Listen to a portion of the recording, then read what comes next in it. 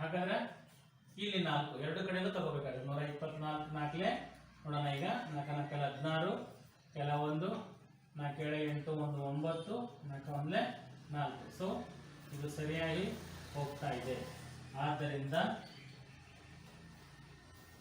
4096ರ ವರ್ಗಮೂಲ ಎಷ್ಟು ಬರ್ತಾ ಇದೆ? ಇಲ್ಲಿ 64. ಎಕ್ಸ್ ಅನ್ನು ತಗೊಂಡ್ವಿ. ಈ ಸಂಖ್ಯೆಯನ್ನು ಕೂಡ ಒಟ್ಟಿಗೆ ಎರಡು ಶಫಲ್ ಅನ್ನ ಮಾಡ್ತಾ ಇದೀವಿ ನಾವು. ಇಲ್ಲಿ ಈ ಕಡೆಯಿಂದ ಆ ಕಡೆ, ಆ ಕಡೆಯಿಂದ ಈ ಕಡೆ ತಗೋತಾ ಇದೀವಿ. ಇನ್ನು ಈ ಉದಾಹರಣೆಗೆ ನಾವಿದ್ದು ಬರೋಣ.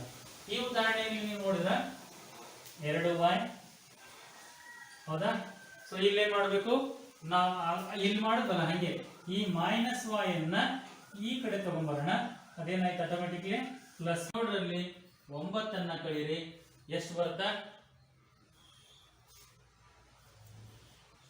8 ಬರ್ತದ. ಈಗ ಈ ವ್ಯತ್ಯಾಸ ಅಂದ್ರೆ ಈ 8 ಏನಿದೆ ಇದು 11ರಿಂದ ಭಾಗ ಆಗುತ್ತೆ ಇಲ್ಲ ಚೆಕ್ ಮಾಡಬೇಕು.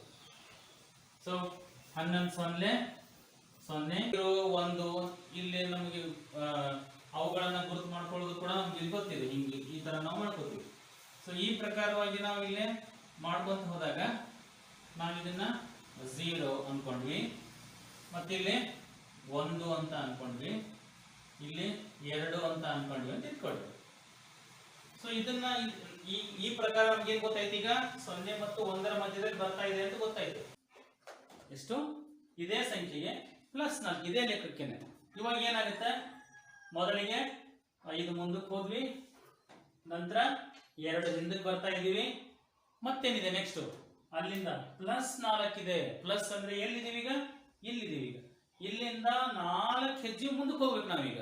ಸೊ ಇಲ್ಲಿಂದ 4 ಹೆಜ್ಜೆ ಮುಂದೆ ಅಂದ್ರೆ 1 2 ಭಾಗಾಕಾರ 5, 9 ಭಾಗಾಕಾರ 5. ಆ ಪ್ರಕಾರವಾಗಿ ನಾವೀಗ ಇಲ್ಲಿ ನೋಡೋಣ. 9ನ್ನ 5ರಿಂದ ಭಾಗಿಸ್ಬೇಕು ನಾವೀಗ. 9ನ್ನ 5ರಿಂದ. ಕ್ಲಿಯರ್ ಆಯ್ತು? ಇದರ ಮುಂದಿನ ಭಿನ್ನರಾಶಿ ಹೋಗೋಣ. ಅಂದ್ರೆ ಈಗ ಒಂದು ವೇಳೆ ಮಿಶ್ರ ಭಿನ್ನರಾಶಿ ಇದ್ದದನ್ನ ವಿಷಮ ಭಿನ್ನರಾಶಿಗೆ ನಾವು ಪರಿವರ್ತನೆ ಮಾಡಬೇಕು.